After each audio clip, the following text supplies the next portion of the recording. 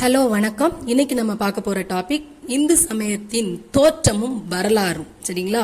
நான் இது இந்து மத இணைப்பு விளக்கம் ஆறுமுக நாவலர் எழுதின புத்தகத்துல இருந்து தான் நான் கொடுக்க போறேன். சரிங்களா?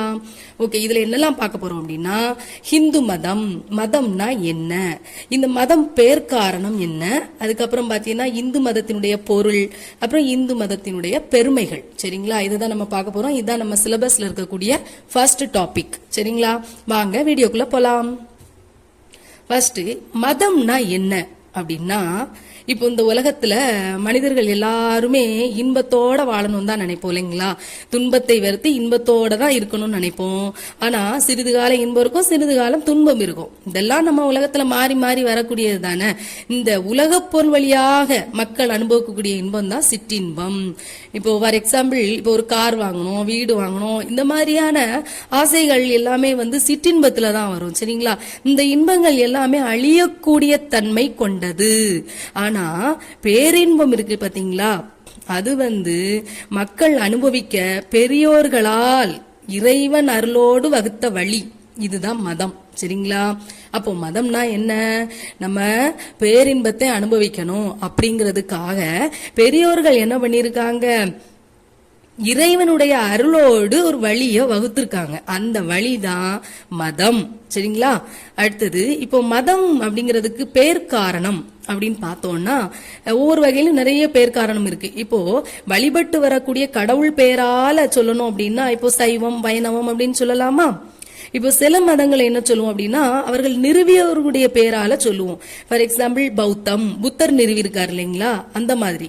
அதுக்கப்புறம் ஜைனம், இந்த மாதிரி சொல்றதெல்லாம் நிறுவியவர் பேரால சொல்றது. சில மதங்கள் பாத்தீங்கன்னா நூலின் பேராலே அமைஞ்சிருக்கும்.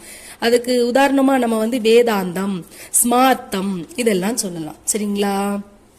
ஓகே, இப்போ இந்து மதம் அப்படிங்கறதுடைய பொருள் அப்படின்னு பார்த்தோம் அப்படின்னா, ஆரியர்கள் சிந்து நதி தீர்த்தத்துல வசிச்ச போது அவங்கள சிந்துக்கள் இல்லைன்னா இந்துக்கள் அப்படின்னு யார் சொல்றா? பாரசீகரும் கிரேக்கரும் சொல்றாங்க. சரிங்களா? அந்த மாதிரி சிந்துக்களுடைய மதம் தான் ஹிந்து மதம் அப்படின்னு சரித்திர ஆசிரியர்கள் சொல்லியிருக்காங்க. ஆனா இந்திய நாட்டினுடைய மதம் தான் ஹிந்து மதம். சரிங்களா? உண்மையிலேயே நம்ம ஹிந்து மதம் அப்படிங்கிறதுக்கான பெயர் எப்படி நமக்கு எடுத்துக்கொள்ளலாம் அப்படின்னா, ஹிம் கூட்டல் தூ அப்படின்னு பிரிக்கலாம். ஹிந்துவை எப்படி பிரிக்கலாம்? ஹிம் கூட்டல் தூ அப்படின்னு பிரிக்கலாமா? அதாவது ஹிம் அப்படின்னா ஹிம்சையில், தூ அப்படின்னா தூய்க்கின்றவன். இதோட அர்த்தம் என்ன அப்படின்னா, ஏதாவது ஒரு உயிர் அப்படி ரொம்ப ஏதோ ஒரு காரணத்தினால வருந்திக்கிட்டே இருக்கு அப்படின்னா, அதற்காக நாமளும் வருந்தி அந்த துன்பம் இருக்கு இல்லையா, அந்த உயிரோட துன்பத்தை தனக்கு வந்த துன்பமாக கருதி அதை அகற்றணும். அப்படி அகற்றதுக்கு யார் ஒருத்தன் பாடுபடுறானோ அவன் தான் ஹிந்து அப்படிங்கறதோட அர்த்தம் தான் இது. சரிங்களா? அப்போ இப்படி பண்பு வாய்ந்த மக்களை கொண்ட மதம் தான் ஹிந்து மதம். என்ன, ஒரு உயிர் இப்ப துன்பப்பட்டுக்கிட்டே இருக்குங்க, அந்த உயிருடைய துன்பத்தை தன்னுடைய துன்பமாக கருதி இந்த உயிருடைய துன்பத்தை நம்ம நீக்கணும் அப்படின்னா நாம தான் ஹிந்து. சரிங்களா? இந்த கருத்தை என்ன சொல்லுவாங்க பாத்தீங்கன்னா, ஹிம்சாயாம் தூயதேய ஷ ஹிந்து இத்யபி தீயதே அப்படிங்கிற கருத்துனால நம்ம சொல்லலாம். இதனால நம்முடைய ஹிந்து மதத்திற்கு அன்பு மதம் அப்படின்றும் பொருள் கொள்ளலாம். சரிங்களா? அடுத்து, அஹிம்சா பரமோ தர்ம. எப்படி? அஹிம்சா பரமோ தர்ம அப்படின்னா மேலான அறம்னு ஒண்ணு சொல்றோம் இல்லையா, அது எது? அஹிம்சை. மேலான அறம் அப்படின்னா அது அஹிம்சை தான். சரிங்களா? அப்போ அன்பிற்கு அடிப்படையே என்னதான்? அஹிம்சை தான். சரிங்களா? அன்புதான் கடவுள். எல்லா உயிர்களிடத்திலயும் அன்பு இறைவன் உரைகிறான் அப்படின்னா, அங்க இப்போ அன்பு இருந்துச்சு அப்படின்னா அந்த உயிர்களிடத்துல இறைவன் உரைவான். அதனாலதான் திருமூலர் திருமந்திரத்துல என்ன சொல்றார்? அன்பும் சிவமும் இரண்டென்பர் அறிவிலார், அன்பே சிவமாவதாரும் அறிகிலார் அப்படின்னு சொல்றார் இல்லையா, அது இதுக்காக தான். சரிங்களா?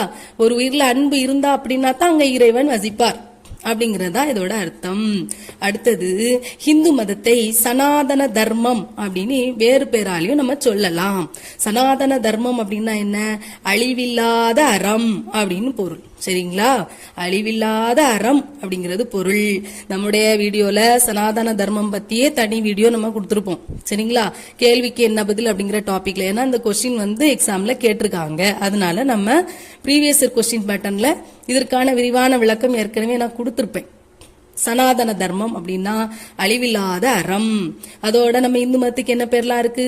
திருநெறி, அருள்நெறி, தவநெறி, மெய்நெறி, சன்மார்க்கம், இந்த மாதிரியான பெயர்கள்லாம் இருக்கு.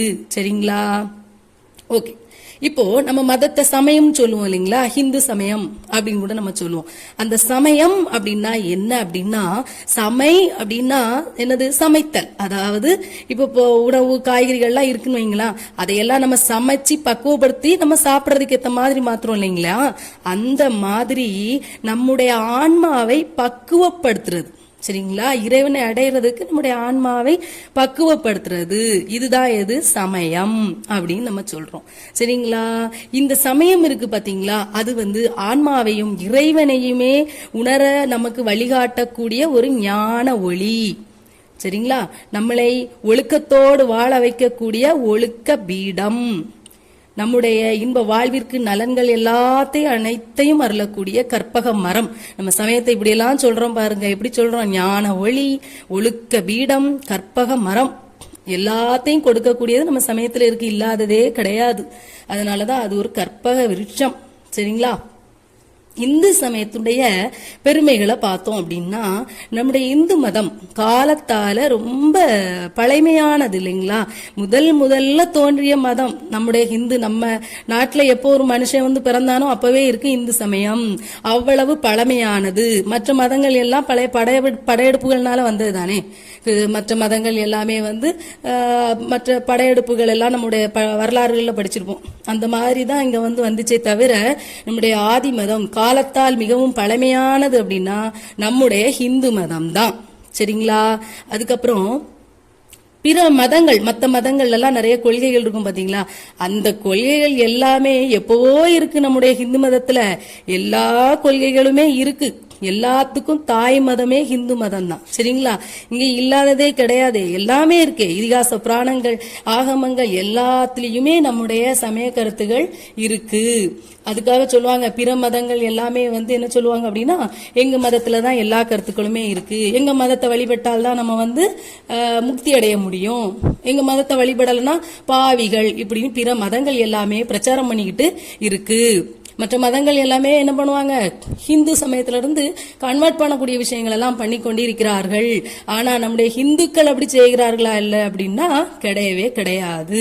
நம்முடைய ஹிந்து மதம் தன்னுடைய பெருந்தன்மையால் இதையெல்லாம் பொறுத்துக்கிட்டே இருக்கு.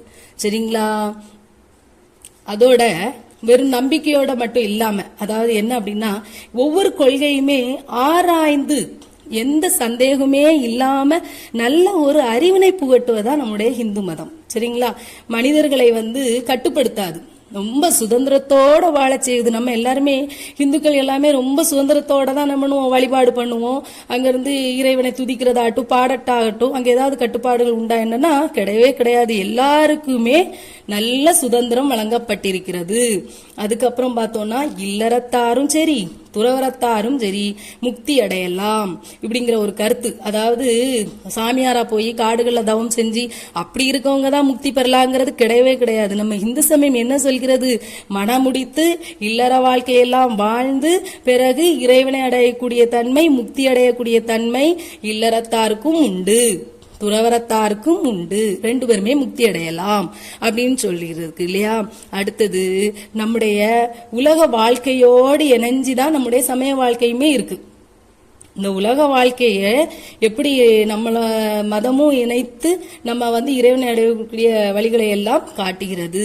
அதே மாதிரி முக்திங்கிறது ஆண பெண் அப்படிங்கிற பாகுபாடு கிடையாது. சிறுமியர், வாலிபர், வயோதிகர், எந்த உயர்ந்த வகுப்பு தாழ்ந்த வகுப்பு எதுவுமே கிடையாது. எந்த பேதமும் இல்லாமல் எல்லாரும் முக்தி அடையலாம் அப்படிங்கிற கருத்தையும் நம்முடைய சமயம் கூறும். சரிங்களா? அதே மாதிரி முக்தி பெறக்கூடிய வழிகளையும் மக்களுடைய தகுதிக்கு ஏற்ப வகுத்து காட்டும் அப்படின்னு சொல்லியிருப்பாங்க. அது எப்படி அப்படின்னா, சரியை கிரியை யோகம் ஞானம் இருக்கு பாத்தீங்களா, அதைத்தான் இதுல சொல்லுவாங்க. அதாவது மக்களின் தகுதிக்கு ஏற்ப அப்படிங்கிறது என்ன அப்படின்னா, சில பேர் பக்தி மார்க்கத்துல இருப்பாங்க, இறைவனை பாடுறது இல்லைங்களா, துதிக்கிறது, அவரை அன்போட என்ன பண்ணுவாங்க, அவரை வழிபட்டு வருவாங்க, கண்ணீர் மல்கி ததும்பி அந்த மாதிரி வழிபடுவாங்க இல்லையா, பக்தி பரவசத்துல. அது ஒரு பக்தி மார்க்கத்துல இருக்கும். இதுவே ஞானிகள் எல்லாம் பாத்தீங்க அப்படின்னா யோக மார்க்கத்துல ஞான மார்க்கத்துல இருப்பாங்க, மலங்களை எல்லாம் நீக்கி இறைவனை வழிபடக்கூடியது. அதைத்தான் இங்க என்ன சொல்லியிருப்பாங்கன்னா, முக்தி பெறுவதற்கு நிறைய வழிகள் இருக்கு, சரிய கிரிய யோகம் ஞானம் எல்லாமே இருக்கு. அது மக்களினுடைய அவருடைய தகுதிக்கு ஏற்ப வகுத்து வழிகாட்டுகிறது. சரிங்களா? இந்த யோகத்துலதான் போனோம், இந்த யோகத்துல அடைஞ்சாதான் முக்திங்கிறதுலாம் நம்ம சமயத்துல கிடையாது. மக்கள் செய்த நல்வினை தீவினைக்கு தக்கவாறு மறுபிறப்பு உண்டு அப்படிங்கறத நம்ம சமயம் சொல்லுது இல்லைங்களா. அதாவது என்ன அப்படின்னா, இது நல்ல வினை செஞ்சோம் அப்படின்னா அடுத்த பிறவில நல்ல பிறப்பு இருக்கு, இல்ல ரொம்ப பாவங்களை செஞ்சோம் அப்படின்னா அடுத்து ரொம்ப மோசமான பிறப்புகள் இருக்கும் அப்படிங்கறது நம்ம நம்புறோம். நம்முடைய இந்து சமயத்துல சொல்லப்பட்டதே மறுபிறப்பு உண்டு அப்படிங்கிறது தானே, அந்த தத்துவத்தை தான் இதுல சொல்லியிருப்பாங்க. சரிங்களா? அதுக்கப்புறம் பாத்தீங்கன்னா, சில மதங்கள் விஞ்ஞானத்துக்கு பொருத்தமில்லாத கொள்கைகளை உடையதா தான் இருக்கும். நம்முடைய சமயத்துல விஞ்ஞானத்தெல்லாம் எப்போ சொல்லிட்டாங்க. திருவாசகத்துல திரண்ட பிறக்கும் இல்லையா, அந்த முதல் பகுதியில பார்த்தோம் அப்படின்னா விஞ்ஞானத்தை சொல்லியிருப்பாங்க. போற்றி திருவகள் இருக்கும். அந்த பதிகத்துல பார்த்தோம் அப்படின்னா, ஒரு குழந்தை முதல் மாசத்துல இருந்து 10வது மாசம் வரைக்கும் தாயுடைய கருவறையில எப்படி எல்லாம் பிறந்து வளர்ந்து வருகிறது அப்படிங்கறதெல்லாம் சொல்லியிருப்பாங்க. சரிங்களா? அப்போ என்ன மாணிக்கவாசகிட்ட என்ன ஸ்கேன் பார்த்தா சொன்னாரு, கிடையவே கிடையாது, எல்லாமே இறை ஞானம் இருந்தது, இறைவனுடைய பரிபூரண அனுக்கிரகம் இருந்தது. அதனாலதான் இந்த அருளாளர்கள் அடியார்கள் எல்லாருமே என்ன பண்ணுவாங்கன்னா, அந்த பக்தியோட இறைவனுடைய அருளாலதான் எல்லா நூல்களுமே எழுதியிருக்காங்க. தேவாரம் திருவாசகம் எல்லாமே, அதுல எல்லாமே பார்த்தோம் அப்படின்னா நல்ல ஒரு ஞான கருத்துக்கள் எல்லாமே, விஞ்ஞான கருத்துக்கள் எல்லாமே அடங்கி இருக்கும். சரிங்களா? இதெல்லாம் சொல்லியிருப்பாங்க. நம்முடைய இந்து சமய பெருமைகளை வேற்று நாட்டு பெருமக்கள் எல்லாம் என்ன பண்ணுவாங்கன்னா பாராட்டுவாங்க. ஏன்னா சுவாமி விவேகானந்தர் போன்ற துறவிகள்லாம் என்ன பண்ணிருப்பாங்க அப்படின்னா, நம்முடைய இந்து சமய கருத்துக்களை அழகா நிறைய கூட்டங்கள் எல்லாம் பேசி எடுத்துரைச்சிருப்பாரு. சரிங்களா? அவருடைய பேச்சுகள்லாம் பாராட்டி, அதுக்கப்புறம் நிறைய பேர் ஹிந்து தத்துவத்தை உணர்ந்து அந்த வழிகளை பின்பற்றினவர்கள்லாம் நிறைய பேர் இருக்காங்க. சரிங்களா? இதெல்லாம் தான் நம்முடைய இந்து சமயத்துடைய பெருமைகள் அப்படின்னு சொல்லி இந்த டாபிக்ல முடிப்பாங்க. சரிங்களா? ஓகே, இந்த டாபிக்ல இருந்து என்ன கொஸ்டின்லாம் கேட்கறதுக்கு வாய்ப்பு இருக்கு. இதுக்கு முன்னாடி ப்ரீவியஸ் இயர் கொஸ்டின்ஸ்ல என்ன கேட்டிருக்காங்க அப்படின்னு பார்த்தோம் அப்படின்னா, ஃபர்ஸ்ட் ஹிம் கூட்டல் தூ ஹிந்து அப்படின்னு பார்த்தோம் இல்லையா, அஹிம்சையில் தூக்கின்றவன் அது கேட்டிருக்காங்க. அதுக்கப்புறம் அந்த அஹிம்சா பரமோ தர்ம அப்படின்னு இருக்கு இல்லையா, அதோட அர்த்தம் மேலான அறம் எனப்படுவது அஹிம்சை. சரிங்களா? அதுவும் கேட்டிருக்காங்க. சரிங்களா? அதுக்கப்புறம் பார்த்தோம் அப்படின்னா, சனாதன தர்மம் என அழைக்கப்படுவது எது அப்படின்னு கூட கேட்டிருக்காங்க. அது ஹிந்து மதம் அப்படிங்கிறது ஆன்சர். அதுக்கப்புறம் ஹிந்து மதத்தினுடைய வேறு பெயர்கள் திருநெறி, அருள்நெறி, தவநெறி, மெய்நெறி, சன்மார்க்கம் இதெல்லாம் பார்த்தோம் இல்லைங்களா. இதெல்லாம் தான், அதாவது இந்த வீடியோட எண்ட்ல நம்ம ப்ரீவியஸ் கொஸ்டின்ஸ் என்னெல்லாம் பார்த்தோங்கிறத டாபிக்ல சொல்லிடுவோம். அந்த மாதிரி நம்ம பார்க்கும்போது நமக்கு என்ன கொஸ்டின்ஸ் கேட்பாங்க அப்படிங்கிற ஒரு ஐடியா கிடைக்கும் இல்லைங்களா, அதுக்காக தான். சரிங்களா? ஓகே, மீண்டும் இன்னொரு வீடியோவில் சந்திப்போம். நன்றி.